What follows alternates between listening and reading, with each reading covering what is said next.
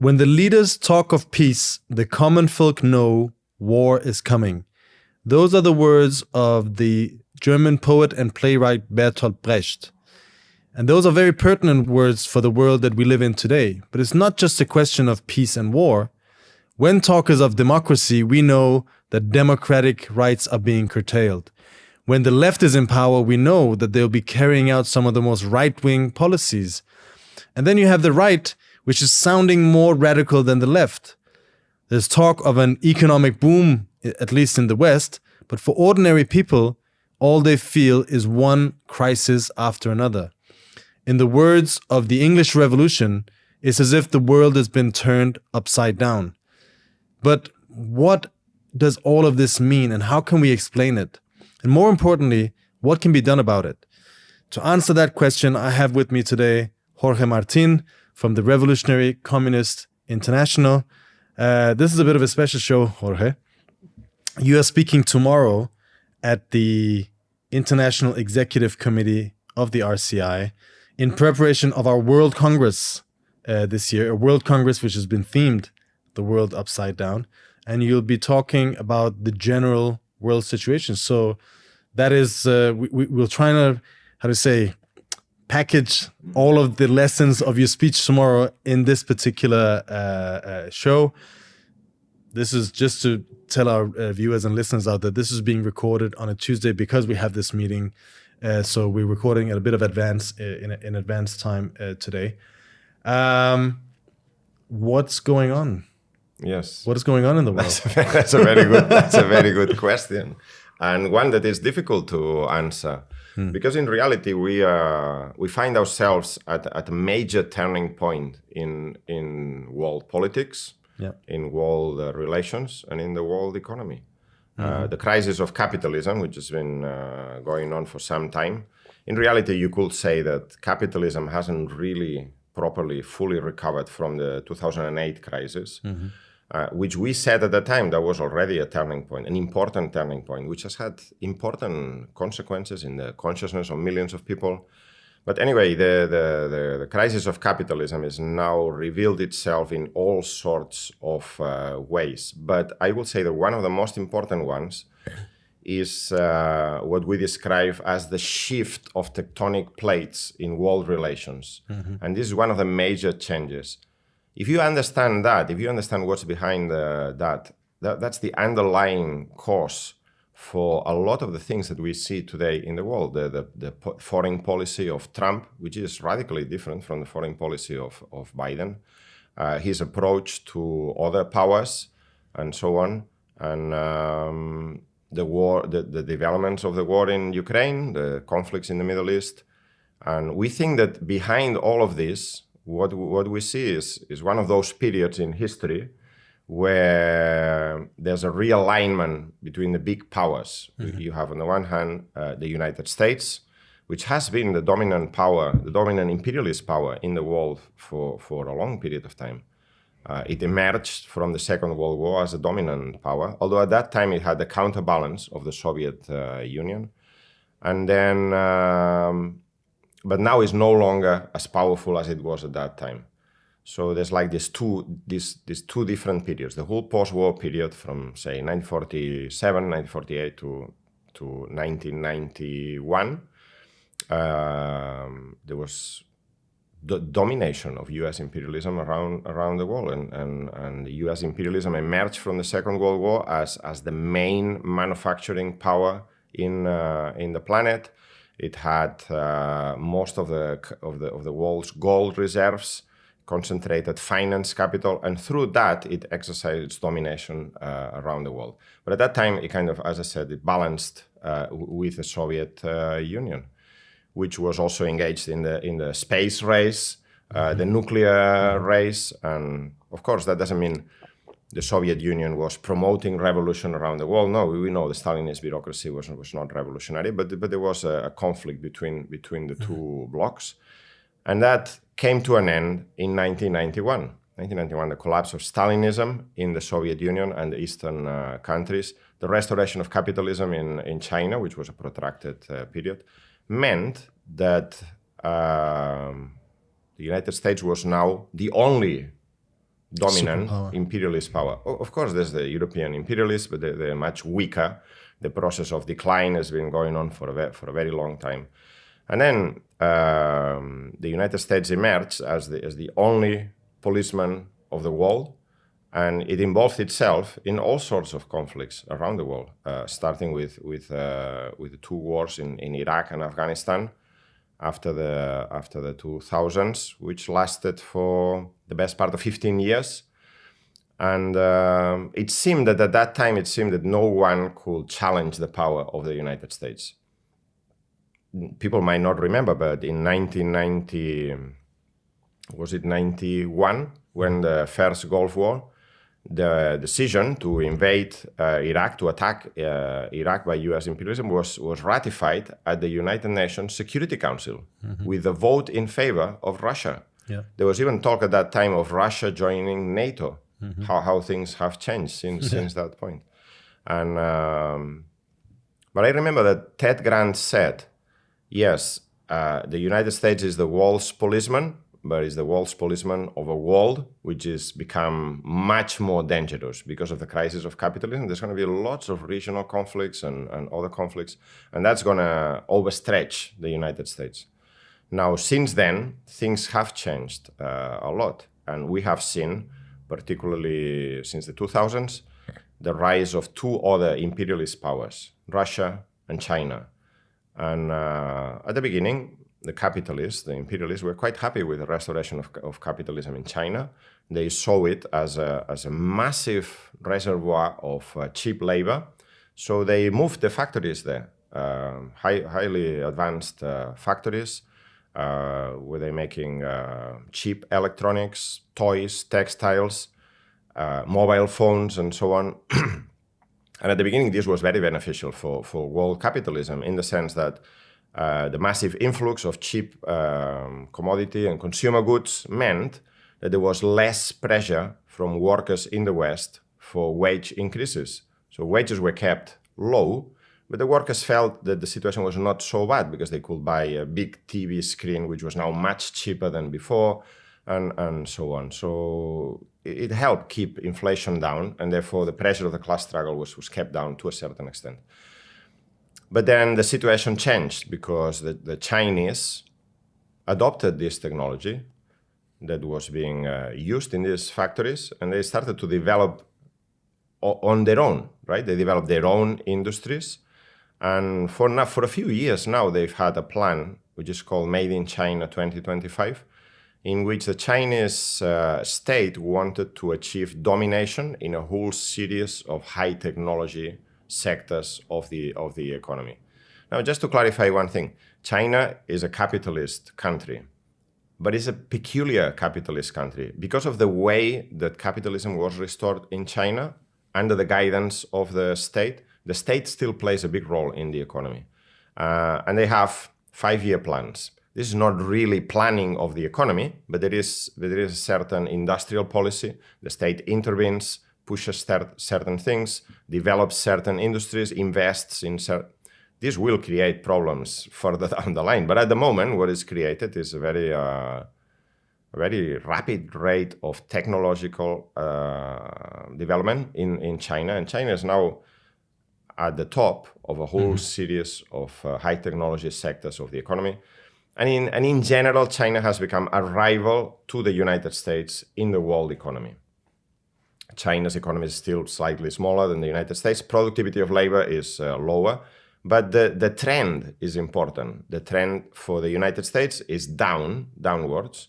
The degree of domination of the US over the world economy is not the same that it was 30 years ago.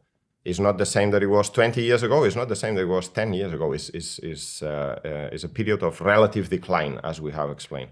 Meanwhile, China has been rising and is challenging the US for world domination. And we know what happens. Anyone who's read Lenin's Imperialism, and if you haven't read it, I strongly recommend it because it is a book that describes what is happening today, right? Describes very well what was happening 100 years ago, but the picture is very much the same. And also, just to say, Adam Booth has written an article that we have published on the website about monopoly capitalism today, updating the facts and figures. Anyway, what we're seeing is the struggle between a young, dynamic, rising imperialist power, China, and a declining, old, more sclerotic imperialist power, which is the United States. And this is at the bottom of many of the things that we see around the world today. Chiefly, the trade war that Trump has declared, which is mainly aimed at China. He's put tariffs on all countries and he wants to get advantage and so on.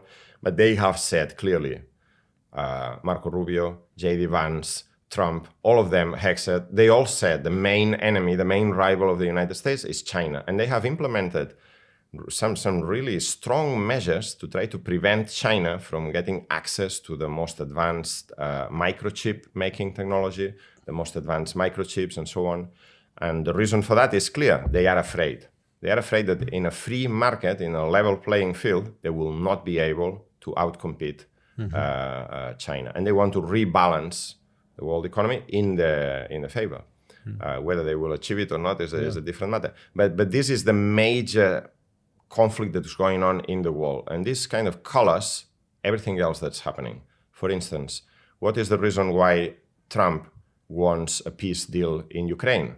You know, because Trump is a person who loves peace or is against war from a moral point of view. He doesn't really care. Well, what he wants in reality is to disentangle the United States from this war in Ukraine, which in any case is lost now to Russia. Wants to disentangle the United States from this, what they call the never-ending wars in the Middle East, so that the United States can re-strengthen its power and use it against its main rival, which is China. Right? So this is the meaning of this. It doesn't mean that Trump is not following an imperialist foreign policy. He is.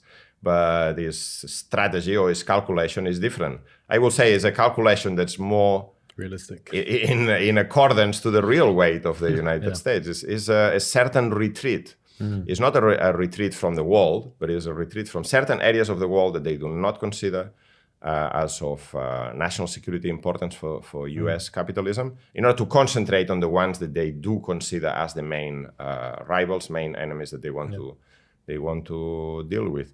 I will say that this balance of forces, the rise of China as an imperialist power, which rivals the United States, and also, to a lesser extent, but also the rise of Russia. Russia has come out of the Ukraine war. Ukraine war is not finished yet, but to all intents and purposes, Russia has won that war now. And that's not what the United States imperialism under the Biden administration wanted. It's precisely the opposite. They went to this war, they provoked this war, they really started this war with the aim of putting Russia back in its place, teaching Russia a lesson, and basically subjugating Russia. And they have achieved the opposite. Now Russia has a strong, powerful military industry, strong economy, which has sustained sanctions, a lot of sanctions from the West, from Europe and the United States, and a strong army trained in the latest techniques of modern warfare with drones and so on, and is now emerged on the world scene as a major power, which is precisely the opposite of what they wanted to prevent that. Yeah. Now they've had the opposite. And that also plays a role in the whole world situation. Yeah. So I will say that these are the main lines of this realignment in world relations, which is determining a lot of other things. And finally, just before you come in, finally, this also means something for Europe, right? Because Europe is still a collection of different imperialist powers, the British, the German, the French, and then lesser imperialist powers, I don't know, the Swedes, the Italians, the Spaniards. But they were already playing a secondary role in world politics, and they could only puff themselves up because they were under the umbrella of the United States. NATO provided for a nuclear deterrent for Europe. And now the situation has changed also for Europe, because the United States has said very clearly, we're no longer going to be funding, subsidizing the defense of Europe. You are on your own. We are pulling out of the war in Ukraine, so you'll be left with this powerful neighbor that you have been provoking and going to war with. And you have to sort yourselves out. And the European imperialists are in panic. They're trying to rearm themselves and so on.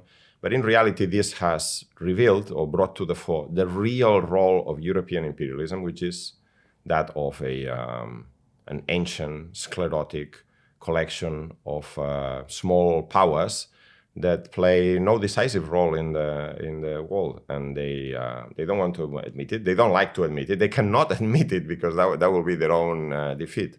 I think that's the other angle of world relations that's important.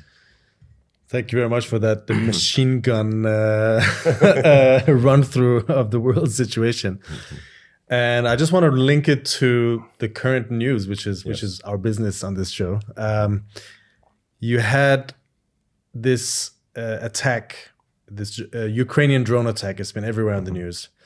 You read all of the main Western newspapers. It's strategic defeat, humiliating attack on Russia by Ukraine. Basically, Ukraine carried out this very daring and creative attack on Russia, on strategic aviation fields in Russia, which are placed all around the country, but which spans, this is obviously the world's biggest country, which spans thousands of kilometers from Ukraine to the Ukrainian border. And they drove these civilian trucks into these areas, which had these wooden huts on them. And in those huts were hundreds of drones. And then at a certain point that they were released and controlled from Ukraine. And then they would attack these strategic bombers, which can carry nuclear warheads on these, which is a part of Russia's nuclear deterrence, on these military airfields in Murmansk, Irkutsk, Ryazan, Ivanovo, and Amur regions. The Ukrainians claim that they hit 41 aircraft, which is about 34% of the total fleet of the Russian strategic bombing fleet. But so far, only 12 images has been shown. We don't know what the true figure is. It may or may not be 41. But I think that today you see Zelensky is very good at propaganda and PR. Quite a lot of the things that he does is for that purpose. And yes, yesterday the news that they were presenting was very, 31%, and this is a real blow to Russia. Today, the SBU, the head of the SBU in Ukraine has said that 12, not 14, he said, of these bombers have been disabled. The other ones might have been hit slightly or whatever. But it's now gone down from, was it 31, now down to 14. Probably the real figure is it's around whatever, 10, 12. Or, well, let's start from the basics of the facts, which is this was a significant attack because these bombers are not cheap and they're not easy to make. And it is a slight blow to Russia and its ability to power project, essentially, because these are the ones that are supposedly, Russia has a very wide array of nuclear,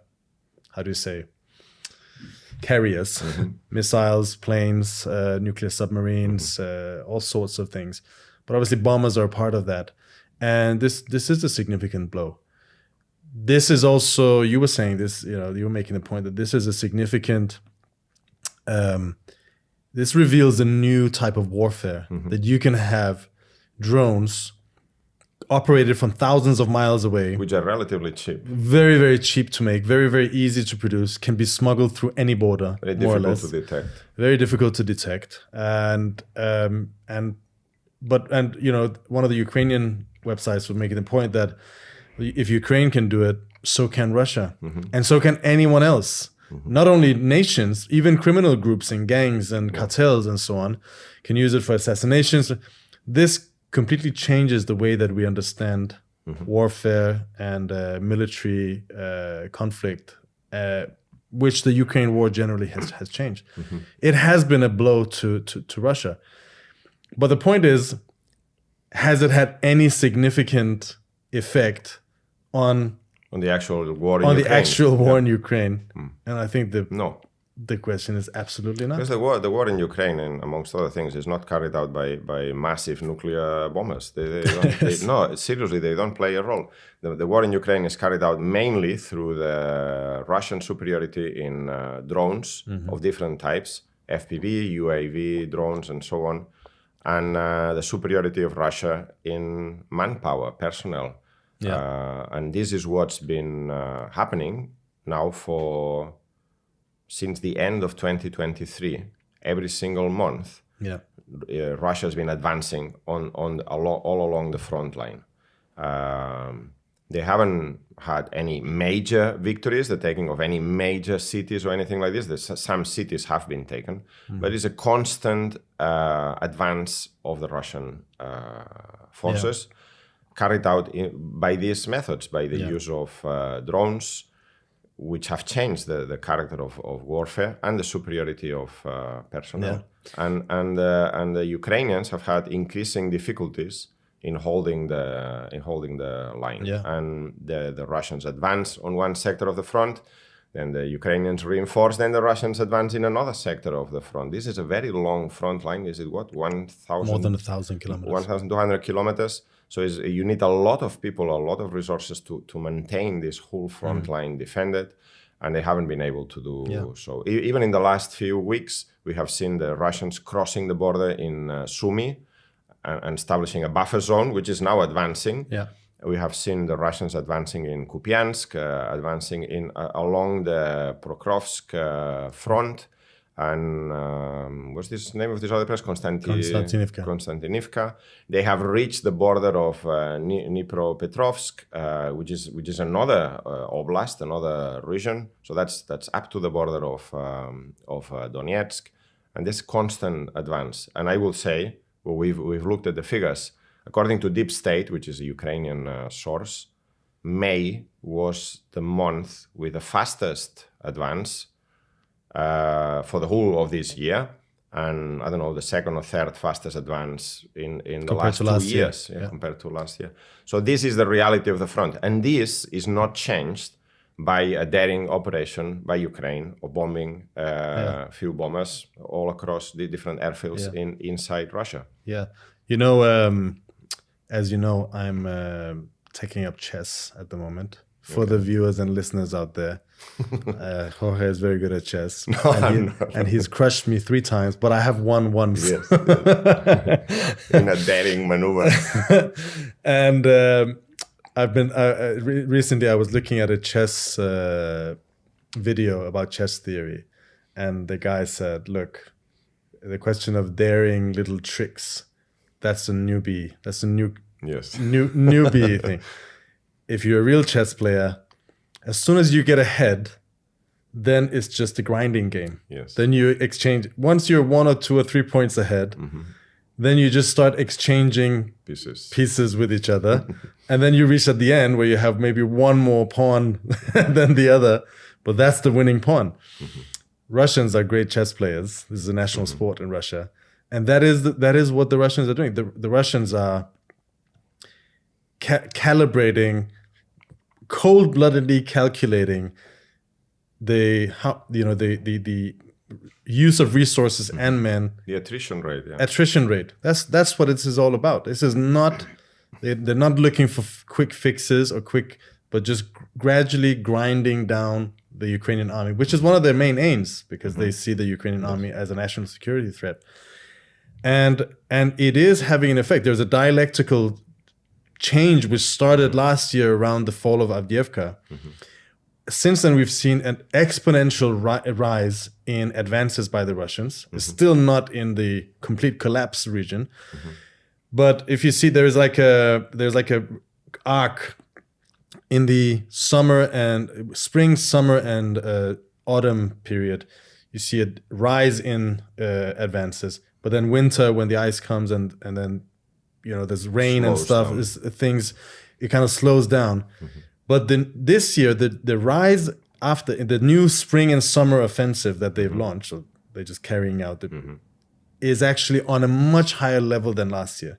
First of all, I think the month of March, they had actually higher advances than in May, but they were advancing in Kursk, so the Ukrainians weren't counting it because Kursk is a Russian area, but it was still land territory that the Ukrainians were losing. Hundreds of square kilometers. 460 square kilometers in the month of March. In May, they had 400, a bit less than that, but that's still 50% higher than around 300, which they had last May, and last March they had even less than that.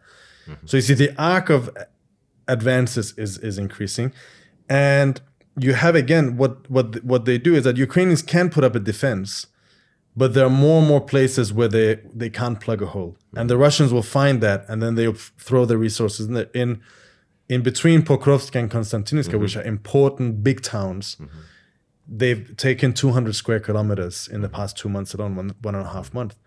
And so at a certain point, you begin to see that these gain a kind of life of their own, a logic of their own. Then you have the moral pressures rising, the general dissatisfaction.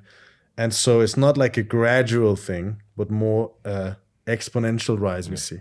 In this type of war, there are two basic measurements that are important. One is the rate of production of drones, which now Russia has complete superiority. The most advanced drones, they call the Gerans or the Shahids. They used to buy from the Iranians, but they're now manufacturing themselves at a rate which is much faster than the Ukrainian rate. And then there's all sorts of other smaller reconnaissance drones and so on. And the Russians have superiority on this. And then there's the other question is personnel, manpower. And the Russians have significant superiority in relation to this. In Russia, there's no forced conscription, there's no mass mobilization. People are joining the army because they think it's good business, they can make a lot of money and so on.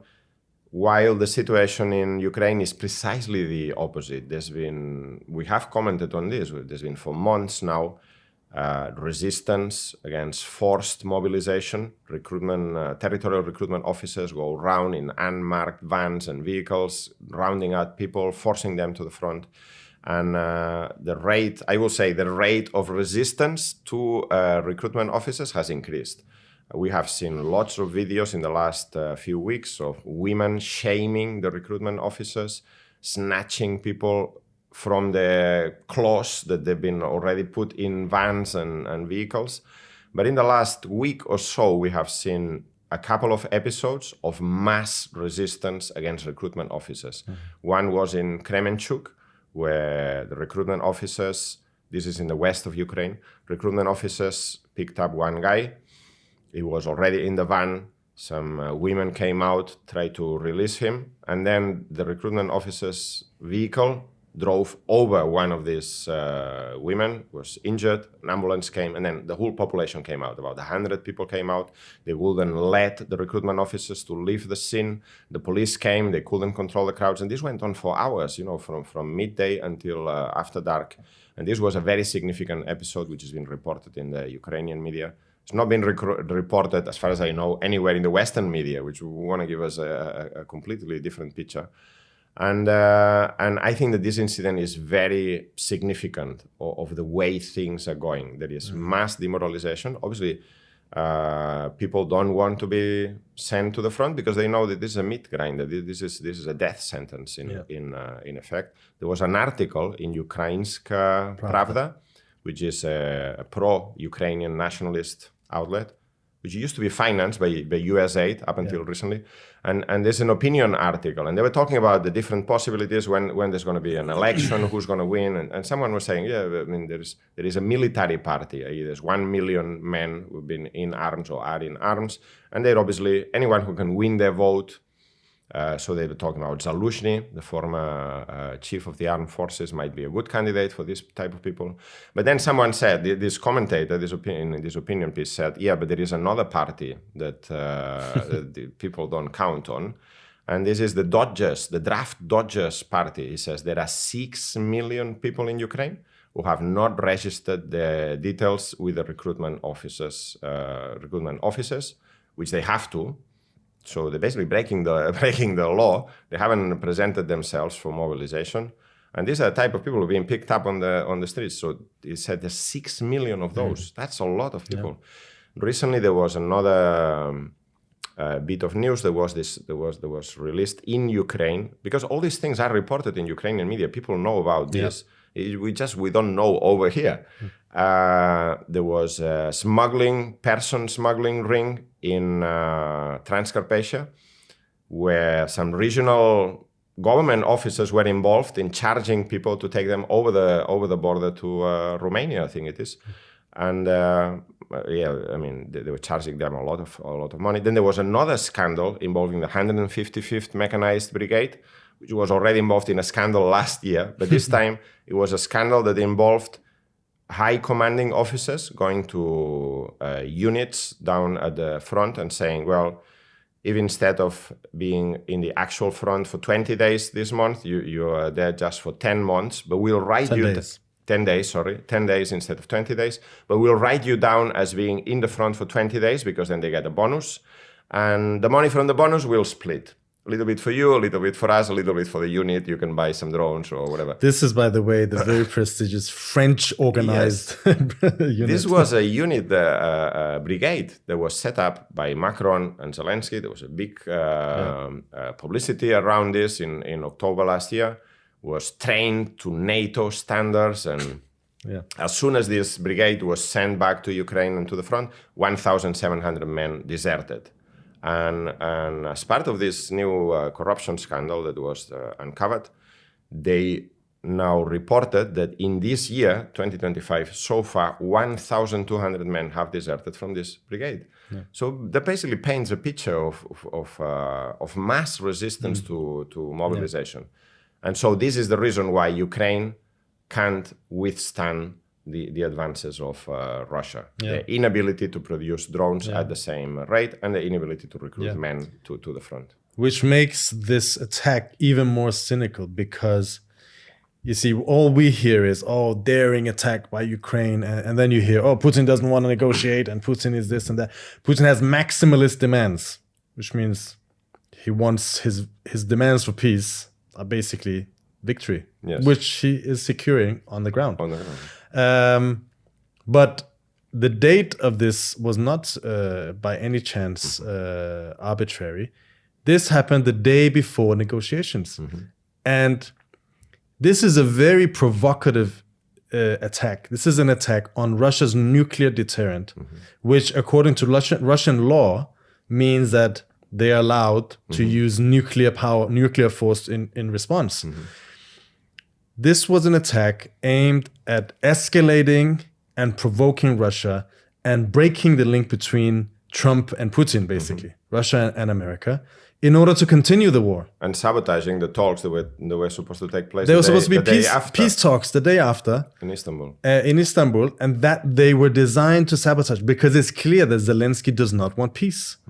Because his whole career, his whole setup is linked to this war. Yes. And as you say, with the dissatisfaction, with the crisis, with his conflict with the Americans, with his masters in essence, he knows that the game is up. If the war stops, his game is up. And the whole business and war industry that's linked to him, their game is up. Then there's the Europeans, who also don't want this war to end, and who are meeting before they met with the negotiations to unify their positions, and they've been setting up the coalition of the willing. They've been threatening sanctions. They've been threatening sending troops. They've been threatening everything. All of that has fallen apart. And then Macron put Trump on speakerphone, and they tried to rope him in an ultimatum to Putin. Unless you accept this ceasefire, 30-day unconditional ceasefire, then there'll be sanctions and stuff like that. But none of that worked. But what does that tell us is that the Europeans don't want a peace deal in Ukraine because they know because they want to prevent at all costs the US from withdrawing from this war. That's the point. They want to tie down America here, because America out of Ukraine is also America out of Europe, which means that reveal their weakness. It will reveal the weakness of the Europeans. The only thing that's kept Europe together was America, and not just militarily, but in every way, economically, diplomatically. They're the ones who the European capitalism, European imperialism was under the umbrella of US imperialism. With that protection gone, they're not the big boys anymore. They can't sustain it. They can't walk around, strut about the world as they used to, dictating their terms to people. They're nothing. And that's what it is really about. All of the talk that they say of militarization, of rearmament of Europe, is all a question of retaining their position. It's not about defense against Russia. They are the ones provoking Russia. They are the ones who don't want peace with Russia. They don't want to accept Russia as a powerful neighbor. They want Russia as a weak neighbor. They say, let's bring in America, a subjugated neighbor. So this is, again, going back to the double speak. This is what we're talking about. They talk about peace with the Putin, but in reality, they're the ones continuing for war. They talk about defense. In reality, they want to prepare for offense. They want the continuation of the war, a war in which no European soldiers are involved, but it's Ukrainians who are dying, and a war that should be paid by the United States. So I mean, that's a very very nice war to be involved in. Yes. Now let's continue to our next segment, which one of the comrades here at the office pointed out to me this morning. There's an interview on Sky News with the State Department spokesman. He was the main guy in the press conferences, basically. Matthew Miller. He was under Biden. He was a press person. And he was interviewed by Mark Stone, who's a British journalist. Do you think what's going on in Gaza now is a genocide? I don't think it's a genocide, but I think I think it is without a doubt true that Israel has committed war crimes. You wouldn't have said that at the podium. Yeah, look, because when you're at the podium, you're not expressing your personal opinion. You're expressing the conclusions of the United States government. The United States government had not concluded that they've committed war crimes, still have not concluded that. But your personal view is they have. And they were while you were there. But yes. We watched this video a bit earlier, and basically Matthew Miller is saying, yes, there was crimes against humanity, war crimes going on. Committed by Israel. Committed by Israel, without a doubt. He then goes on to, try to qualify it and cover up his but basically he says Israel committed war crimes. And the guy says, but only a few months ago, you were going, and there's like compilations on Twitter, video after video, where he's saying, oh, no, there's no evidence of war crimes. There's no evidence we haven't really established yet. We don't know, and we haven't made the judgment. And he goes to explain, well, that's not my opinion. That's the opinion. That's the consensus. That's the consensus of the US government, of the American government. So basically what he's saying is, I've been lying to you all this time, and I knew I was lying, but I was just saying what I was being told. But it was a lie. So, I mean, that's quite extraordinary, because you sometimes see these things happen 20 years later. Someone says, but in reality, there were no weapons of mass destruction in Iraq. This is a guy who just 5 minutes ago, he was denying, he was holding the line, he was defending Israel. He was saying, no, there's no war crimes, this, that, and the other. And the reason why he was saying that is because if a US spokesperson admits that Israel is carrying out war crimes, that has legal consequences for the sending of weapons, for the people in charge of sending weapons, for the people taking the decisions. They can be also put on trial. Although obviously we know international law doesn't really work. But that's the reason why he was so adamant. And now he's saying, no, I've been lying to you all the time. All the time. But I think one of the things is that this really highlights is, well, the Israel's war, or genocidal war on Gaza,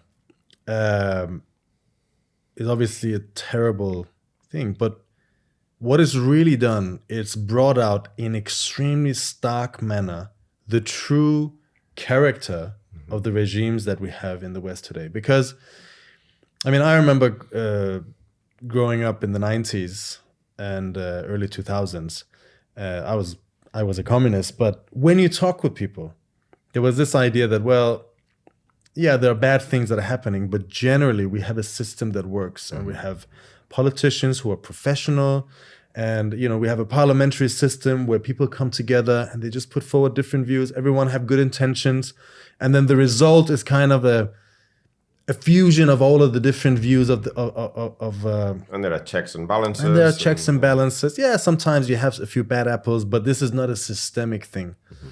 But what's happened in the past many years is that there's been more and more of these scandals involving different governments, and increasingly the real reality that people were experiencing was in contrast to the polished surface, the polished kind of message that was handed out from above.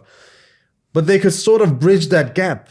But the war in Gaza has brought out the true nature of Western civilization, Western capitalism, in its bloodthirstiness, in its reactionary character, and it's really radicalized a whole lot of people who've gotten proof for what I already understood, and this has become a huge problem for Western governments, that they have no legitimacy. People don't believe. I think politicians are some of the lowest level, least believed, trusted people in society. Just around the same place of journalists, which are supposed to be what? Messengers of truth, investigative, inquisitive. But in reality, that people can see that the whole of this system is just built to dupe them. And it's all coming out now. But what I think is interesting is that this guy is coming out now. And obviously the suspicious mind should go out. Why is he coming out now? On Sky News. The same people who've been feeding us the lies. Interviewing the same person who's been bringing out the message. Why is this happening? Isn't it precisely because that anger and dissatisfaction has reached a critical stage where it's becoming a significant element in the fate of all of these governments? We saw in Romania, the establishment parties almost lost power to George Simeon, and before that, George Yeshko.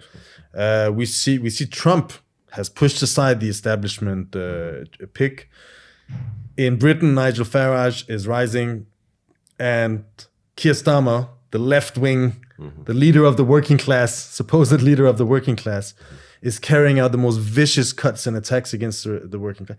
All of the establishment is losing legitimacy at a rapid pace, is hemorrhaging legitimacy. And Netanyahu has not only taken up the war again, but is more vicious, is more barbaric than ever before, for his own particular reasons that we've analyzed.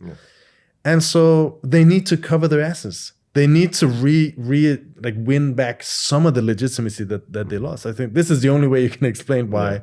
I think there's maybe two other factors. This is one, clearly, the pressure of public opinion, because, you can say, okay, politicians don't care about public opinion, but they care about the elected positions, their jobs, right? So which are on the line.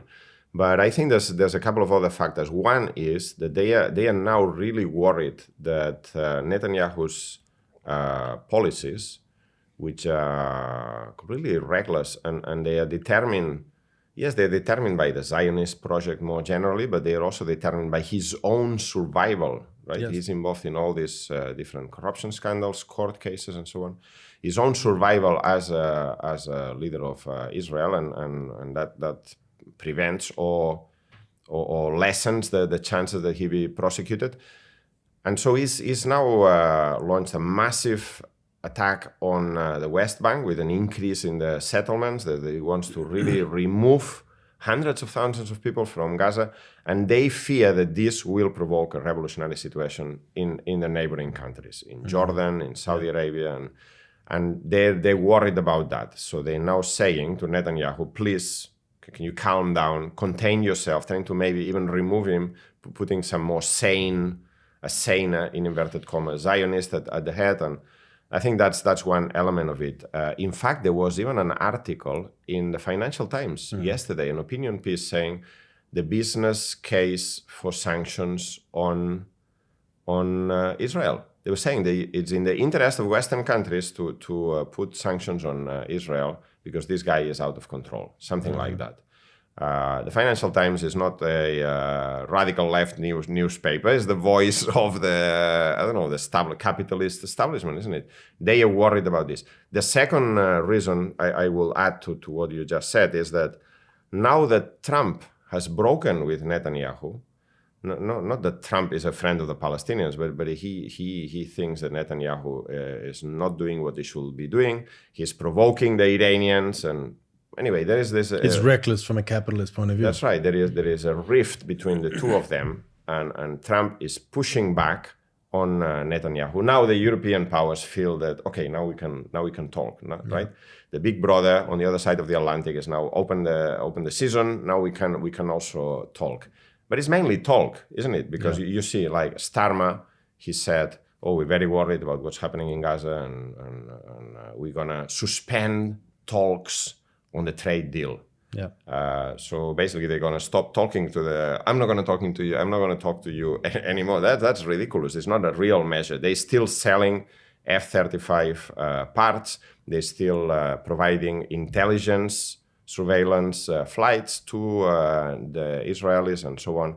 And then 5 minutes later, after they made this statement, what's his name? Ian Austin was in Israel for trade talks. So this is all for public consumption. They want to appear as distancing themselves from Israel. But even though this is just for show, I think there's some significance to it. Yes. Because just a few months ago, they wouldn't have done that. And so they can feel the pressure from below. I would say it's significant.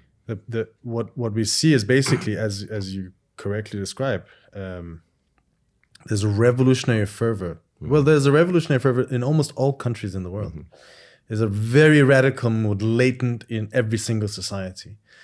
And this case of Gaza is accelerating that, is kind of raising the pressure and the turning up the heat underneath of that.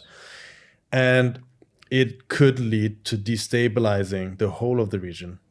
In Jordan in particular, in Saudi Arabia, and in Egypt, which are the key Arab countries. Even in Turkey, it could have certain important repercussions. And in the West. And therefore, as you say, they can't go on acting with complete impunity as they thought. They need to act. They need to be appearing to act. Pretend as if they care. Yeah. So here you have basically the class struggle affecting international politics. But then that has a logic of its own. that doesn't go on without consequences. This becomes this reaction towards the development at the bottom has its own consequences, which propel Netanyahu the other way, which isolate him further. And as you say, this is not insignificant. They say these things for public consumption, but there is a level of having to follow through with it, right? And that is one of the key elements in the situation today. We have a crisis developing in one field, in a social field. In this case, they're trying to patch it up in a different field, on a political and diplomatic field. But then that leads to a crisis of what? A crisis between Israel and the West, which would further isolate Israel, would further destabilize Israel, which would then again make Netanyahu more desperate again, and more of a vigilante because he would have less people to lean on, and he could use this, and he would definitely lean on this polarization. But what I'm trying to say is that it's basically the crisis is affecting every layer of the system and is feeding into one another. But at the bottom of it, what you have is a crisis of the whole of the system. And But I would just want to come back to this question of the Britain is the fourth largest provider of foreign direct investment in Israel. I think it's about, in 2023, they invested more than $1 billion, but also they're a significant provider, not as anywhere close to America, but I think the second provider of military assistance to Israel. And this is also connected, it's not just connected into Gaza, but it's also connected to the class struggle in Britain. Because you have this situation, the military situation in the world. You have the Ukraine war, Gaza, and the Western governments providing all of this equipment, all of this support, all of this funding, at the same time as they're carrying out deep cuts in the position of social spending, and very, very harsh attacks on ordinary working class people. There's so many local governments who are collapsing or who are on the verge of bankruptcy all over Britain. Services are stopping working. The NHS is a complete mess, except for very, very rare kind of small parts of it. And this is all connected. So the question is that I think we should discuss, which we don't discuss, what do you do about it? I think the point is that the war in Gaza is connected to the general class struggle. Just the same people who get angry about the general decay and are now incensed by what's happening in Gaza must realize that this is not a separate question. This is the same ruling class that's suppressing working class people here, is participating, is completely, is invaluable in supporting Israel's war against Gaza. And the struggle of the people of Palestine is the same as the struggle of the working class people in Britain. And so the whole point must be to link those two together, to link, the different strikes, the different protests, the different movements that you have in Britain and in the West in general. Well, they must be linked up. We must show that this is all essentially a reflection of the interests of the same ruling class, which is oppressing all layers. The struggle of the disabled people who are now under attack by the government. The struggle of the steel workers who are having their workplaces laid down. The struggle of ordinary people who have to pay extra for water here. The struggle of elderly who can't pay for their heating. All of these struggles are essentially the same struggle. The struggle of the working class and of the workers, the working peoples of the world, the oppressed peoples of the world, against this parasitic ruling class, which doesn't produce anything, which doesn't have any progressive role to play. All it does is leech and destroy. That's essentially what it's doing. And our task as communists is to link up all of these things. That's why we have this show, to explain the connection of all of this with the general problems of the system. And that is one of the main tasks of the communists, is to show the connection between all of these struggles and bring them together as one movement, as one struggle under the leadership of the working class against the capitalists, and starting with our capitalists at home. If we have a sustained struggle against our capitalist class, which would be successful, it would completely devastate the ability of Israel to act with the impunity as it has. That's right. Yes. And that's what you always hear from Zionists. We can do whatever we want. America has got us. Yes. They literally say that. That's one of their slogans. Yes. But in fact, as you say this, this Saturday, the 7th of June, there is a demonstration being called here in London by several campaigning groups and trade unions, which is precisely against austerity and against war, right? So, and one of the slogans is welfare, not warfare. I will say that's interesting because it is linking these different things, right? Austerity at home and warfare abroad. They just now, yesterday, I think, the British government said we're going to invest, I don't know which amount of money, crazy amount of money, in creating new weapons factories so that we're going to be ready and we're going to teach Russia a lesson and this and that. This is the same government that's taking this money for production of weapons, which is completely useless at best or destructive in worst cases. Is taking this money from old age pensioners, from disabled people, from working class people in general in relation to the NHS, the education, the university students, and so on. This is exactly the same government. I will add another thing that the organizers of this demonstration are trying to say the solution is tax the rich, because austerity is a political choice. Yeah. It's all a question of putting enough moral pressure on this government, and they can just quickly change their policies. They do not understand, or maybe they understand, they want to hide the fact that these policies are the result of the crisis of capitalism. It's not because Starmer is an evil man. He is evil, I will say. But the reason why he's following these policies is because of the crisis of capitalism. And the crisis of capitalism forces them to carry out policies of cuts against the working people and maintaining the profits, the rich and wealthy. But there's no reason for that. I mean, but the solution is not tax the rich. The rich, if you impose a tax on the rich will take their money somewhere else, into tax haven. They have an army of people trying to find loopholes for the tax policy, for the tax bill. What you need to do is to expropriate the rich, right? Expropriate the billionaires. You need a revolution against the billionaires so that all this money that exists in society is created by the labor of working people can be used for the benefit of the majority. There's no reason why there should be a scarcity of housing or scarcity of education, healthcare, and there's no reason for that. There's plenty of money to go around. It's just in the pockets of this small parasitical minority who only care about their own private profits. Yes, that actually brings us very, very neatly to the next topic, which is the world economy, which is at the basis of everything that's happening. We saw Trump's big, beautiful bill. And,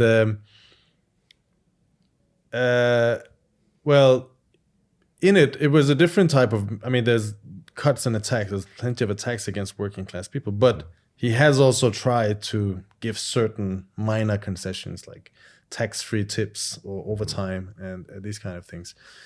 And I'm sure if he could, he would love to do more. We talked about it last week with Nicholas that during the pandemic, he handed out these checks to every single American. Why? Because he gets him votes. He gets reelected.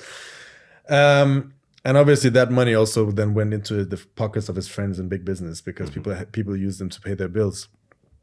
But one of the things that stand out is that this bill will add $3.1 trillion to American debt, which is already at 33 or $34 trillion. It's unheard of level of debt.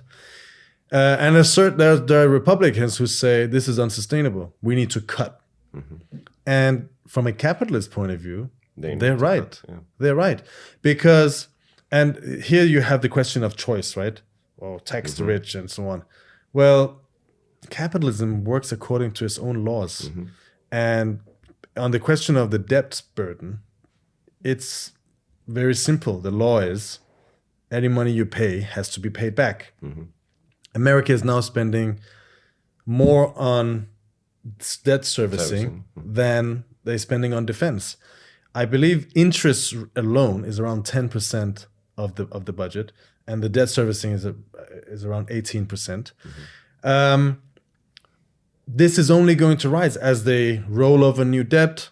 They have to renew debt. They used to get debt when it was almost 0% or 1% 10 years ago.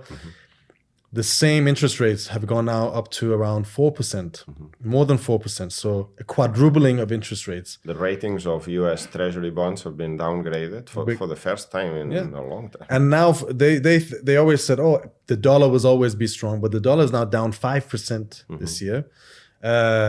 The interest rates keep going up on 10-year American bonds because people are saying this is becoming unsustainable. Of course, Trump being unstable and kind of erratic has added to that, but the unsustainability was there from the beginning. But where does that debt burden come from? That comes from the fact that when the system went into a crisis in the early 2000s, then in 2008, then in 2020, where Trump was the president, by the way, how did they get around it? Massive amounts of new credit, bailing out the banks, and saving the system. Saving the system, putting all of that onto the public coffers. And now the working class is being asked to pay for it. That's one of the. Now there is an article in the FT by Joseph Stiglitz. He points out the debt burden on the in the developing countries. According to the UN Trade and Development Body, UNCTAD, 54 countries now spend more than 10% of their tax revenues on interest payments. Some countries spend a lot more. I think in the case of Pakistan, for example, we're talking about 50 or 60% of tax revenues. A few years ago, they were talking about the entire tax revenues of a whole year. They couldn't even pay it. In the end, the IMF had to come and bail them out. Now, Stiglitz is a Keynesian economist. He says, what we need, he said, we need to learn from the Pope. I'm just gonna see what read out what he says. It says, we need a systemic response. So let me just read the whole thing. He says, the average interest burden for developing countries as a share of tax revenues has almost doubled since 2011. More than 3.3 billion people live in countries now that spend more on the debt service than on health, and 2.1 billion in countries that spend more on debt than on education. This is not a path for sustainable development. This debt is a roadblock.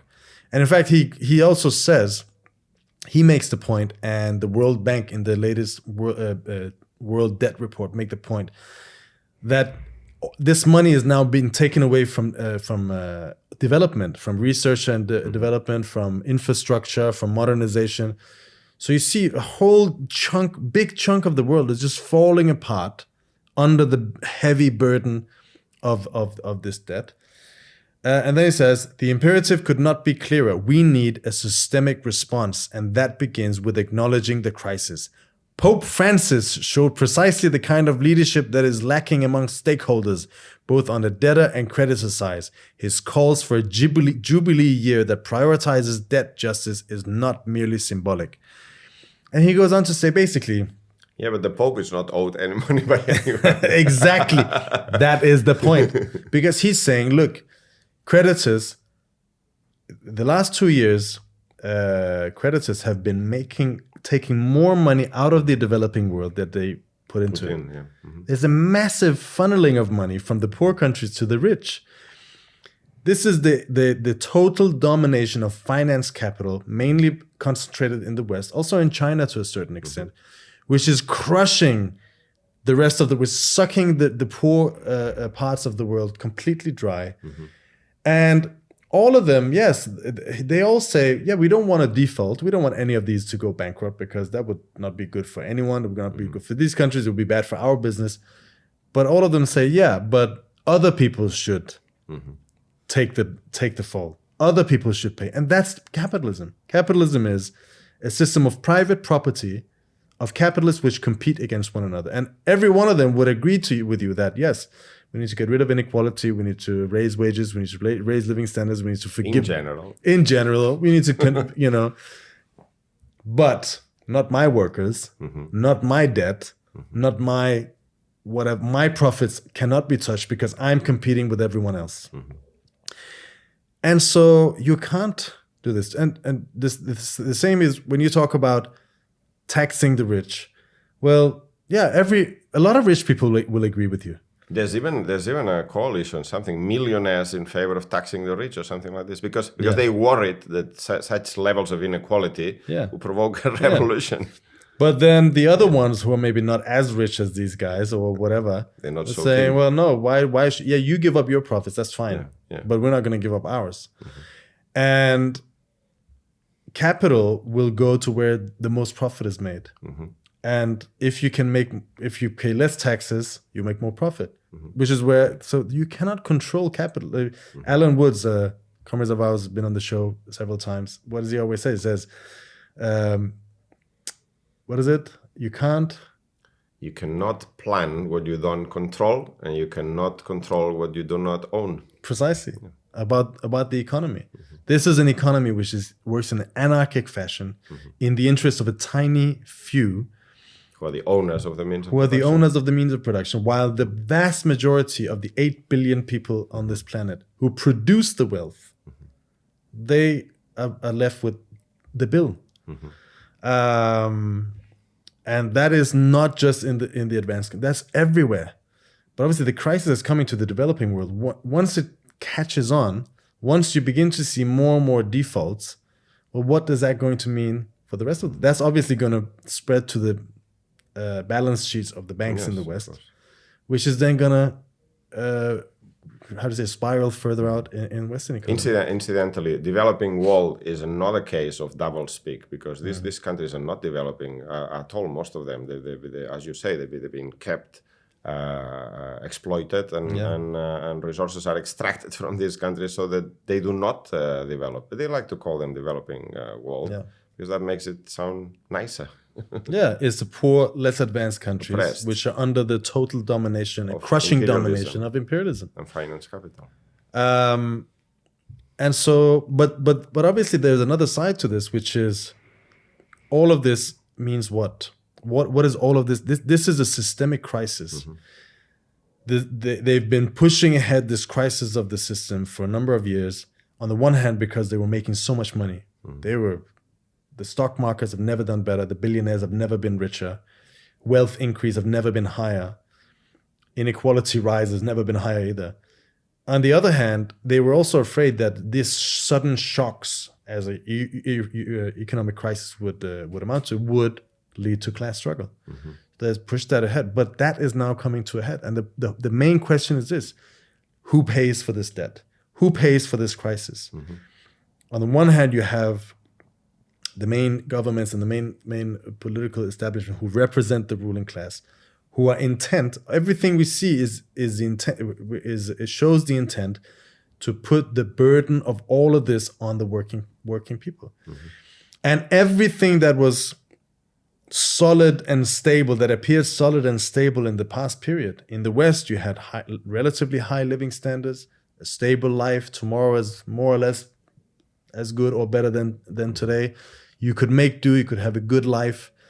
You wouldn't have to struggle like in the poor parts of the world. That's going to be gone.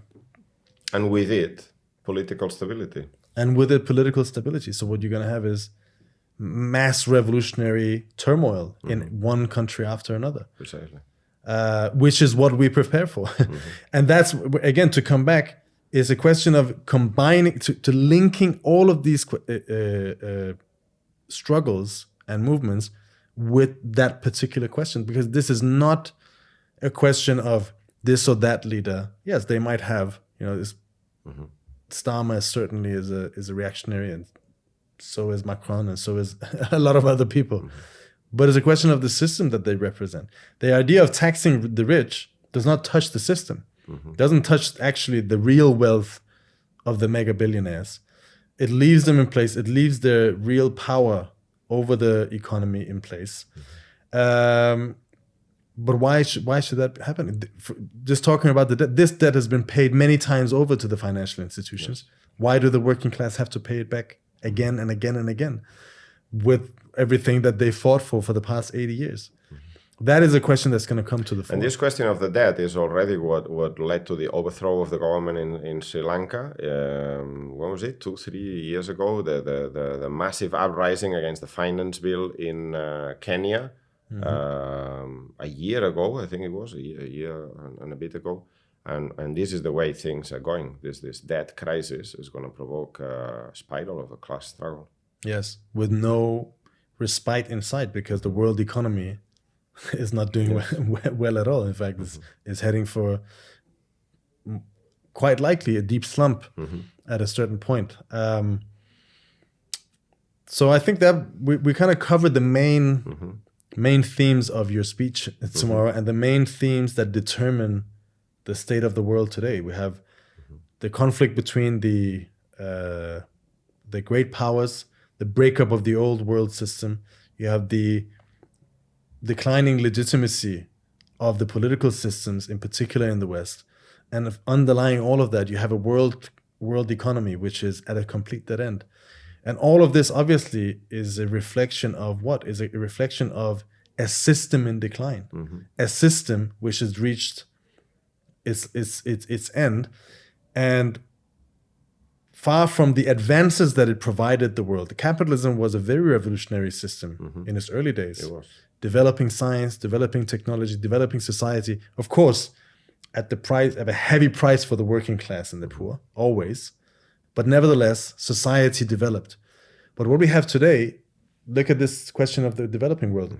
A huge part of the national wealth, a gigantic part of the national wealth, which is only growing, just goes to paying interest rates, which means that far from developing is destroying civilization. It is actually leading to barbarism. And in the West, we haven't reached the same, in the advanced capitalist countries, we haven't reached the same level of decay. But we do see that this giant part of national wealth, which doesn't go into production, is not invested back, is actually having an impact in stopping development, in stopping advancement of science and culture, and becoming an obstacle for it. Yes. Which is the general characteristic of a system. And therefore, all of the different things that we see today, all of the different chaotic, upside down things that we talked about, are in essence a reflection of that crisis. They're connected to it.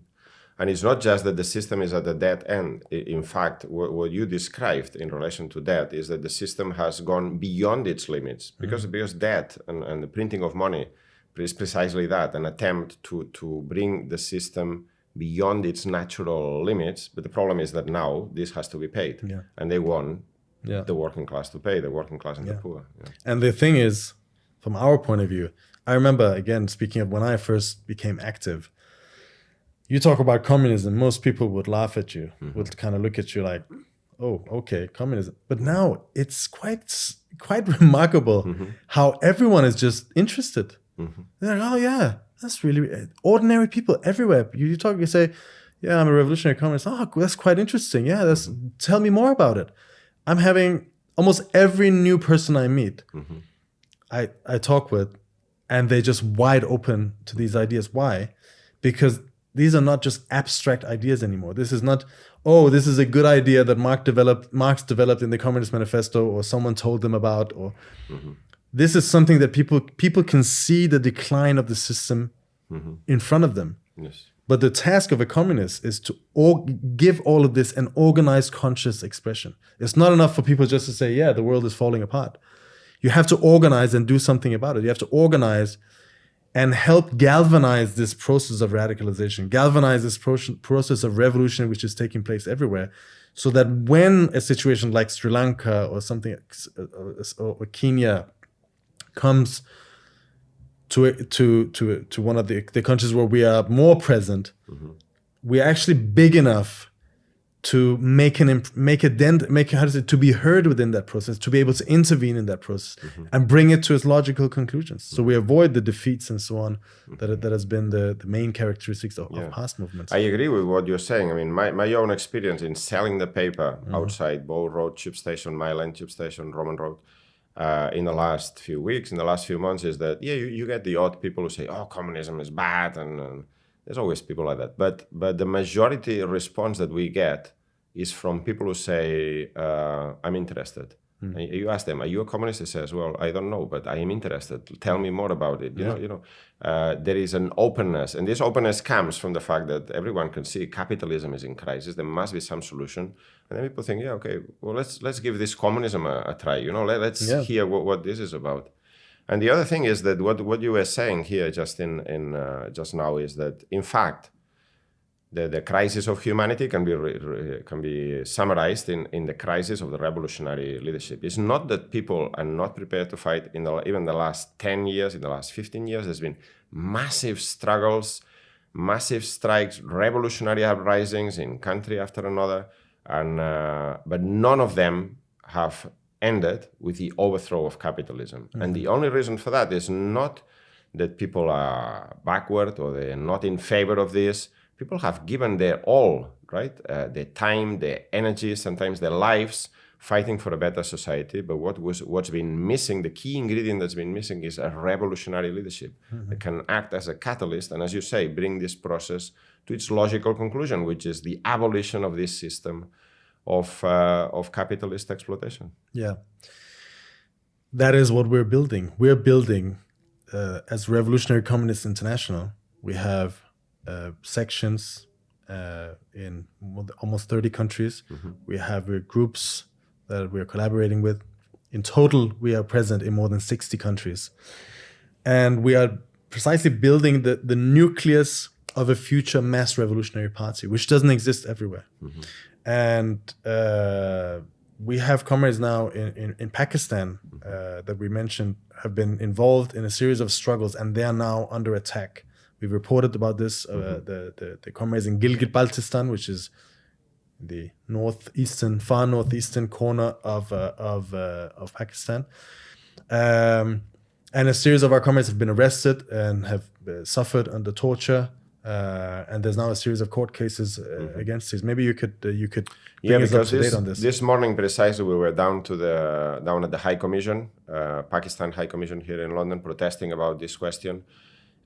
These comrades have now been detained, jailed, arrested for, I think it's nearly 20 days. They were arrested. The first arrest took place on the 14th of May. And these comrades were arrested because they play a leading role in the Awami Action Committee, the People's Action Committee in Gilgit-Baltistan. And this is a mass organization campaigning for the rights of ordinary working class people, poor peasants, and so on. They have already achieved a number of victories through mass struggle in the past.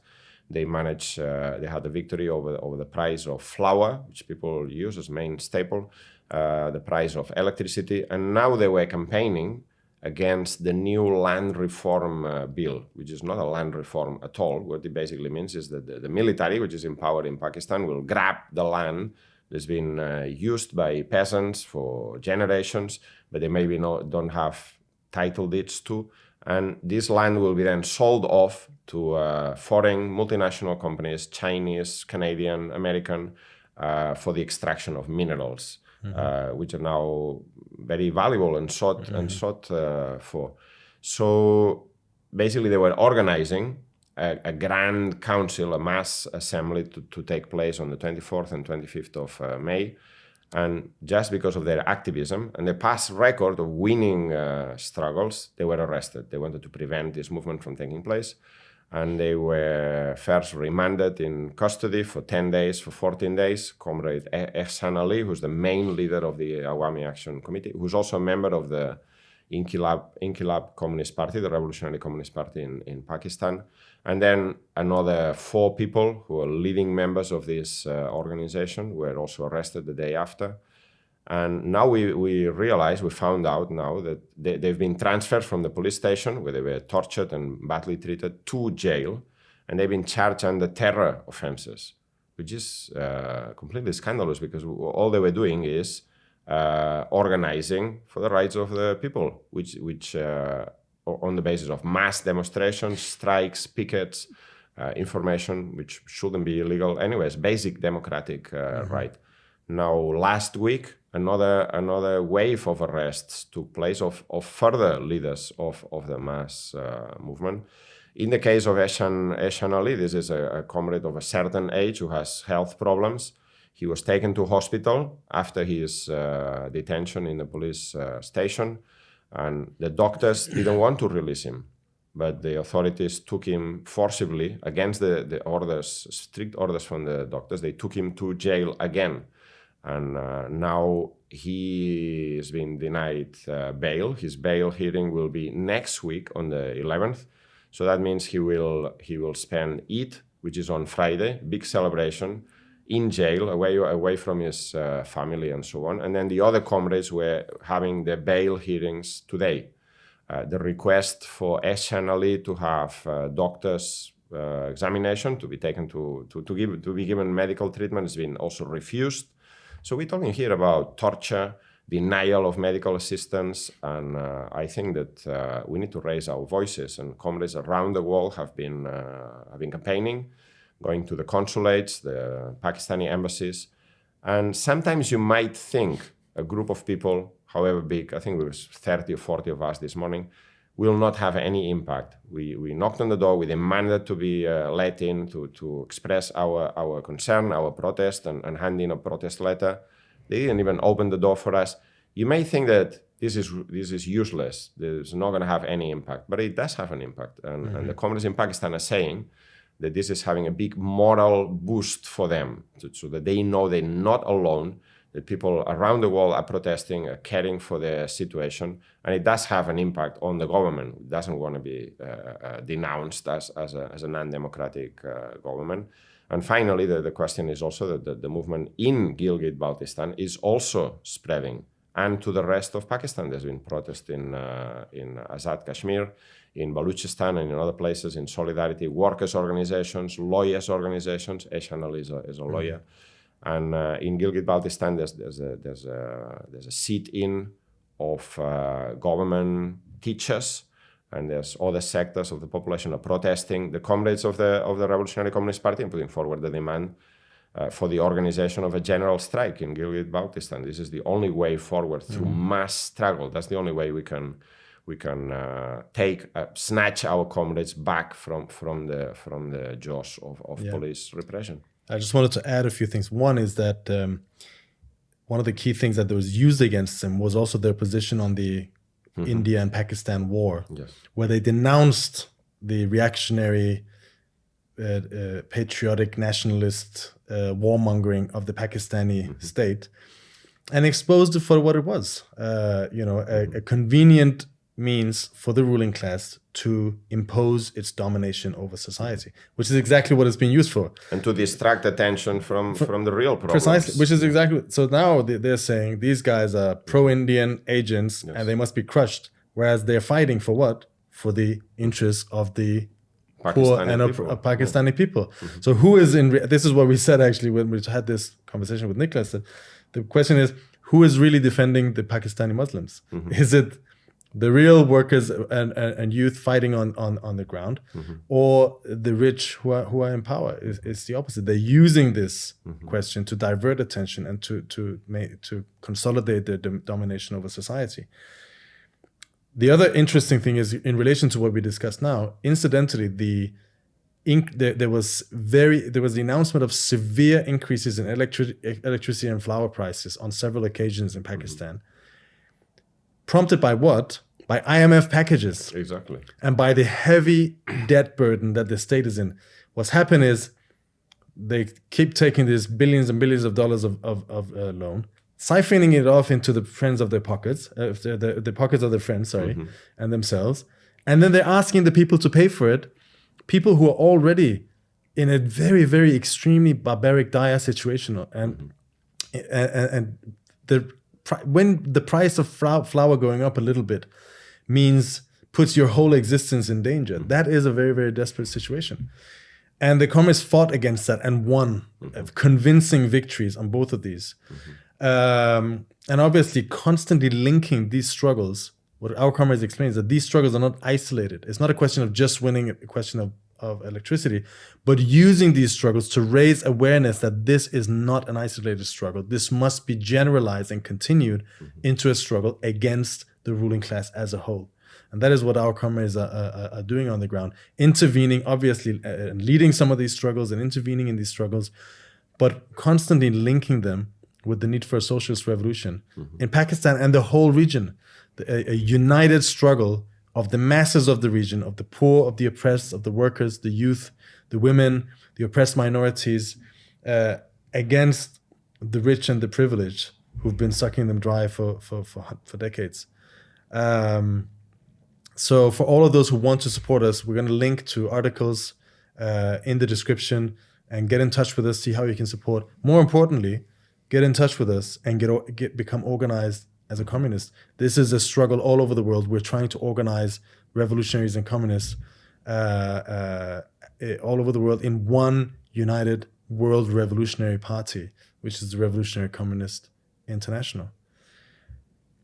I think this is the end of the show. Do you have any final comments? I think that's a very good conclusion. Okay. And I will also add my voice to your call. Anyone who's been listening, who are interested in these ideas, don't just listen to it. Get active. Get in touch with us. Find out more about our ideas, because this is really the only fight that's worth fighting for these days. Precisely. Thank you very much, Jorge, and thank you very much, all of you guys listening out there. Just one last quick message. It would be highly appreciated if all of you out there could help expand the reach of Against the Stream. And the ways you can do that is the following. One is to make sure to watch every episode until the end. That means a lot for in terms of getting us out into the different platforms that we're on. And also to comment substantively. If you have any questions, political questions, not just, not necessarily just saying, this is a great show, I love it, but saying, bring out your opinions. And if you have any questions, if there's anything you think we should deal with, if there's any thing you agree with, if there's anything you disagree with, if you have any criticisms, by all means, put it in the comments section and engage with one another, engage in the discussions. There's lots of quite interesting discussions always going on there. We also follow the comment sections very closely and make sure to bring out the most important questions and answer them in our shows. And of course, also like and subscribe and send this material to all of your friends, family members, co-workers, anyone who think might be interested or who could just use a little nudge in their current beliefs. That's it from now. My name is Hamid Alizadeh. This was Against the Stream. We'll be back again next week, 6 p.m. UK time. Thank you very much.